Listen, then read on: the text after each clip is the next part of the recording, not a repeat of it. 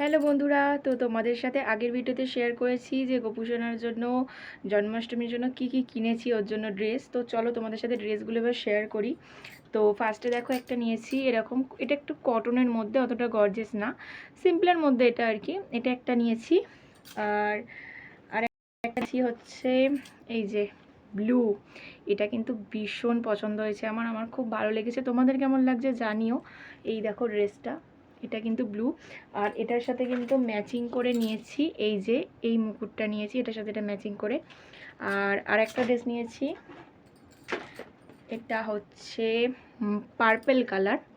এই দেখো, এটা পার্পেল কালার, এটার সাথেও একটা মুকুট নিয়েছি। এটার সাথে এই যে এটার সাথে এটা ম্যাচিং করে নিয়েছি, পার্পেল পার্পেল। আর একটা নিয়েছি, এটা হচ্ছে এই যে মাল্টি কালার। এটাও কিন্তু খুব সুন্দর, ভীষণ সুন্দর দেখতে ড্রেসগুলো। এই দেখো, এটা হচ্ছে মাল্টি কালারের মধ্যে। আর এটার সাথেও কিন্তু মুকুট নিয়েছি, এটার সাথে এই যে ইয়েলো, এটার সাথে এটা ম্যাচিং করে নিয়েছি। আর আরেকটা জিনিস নিয়েছি, সেটা হচ্ছে এই সিংহাসনটা।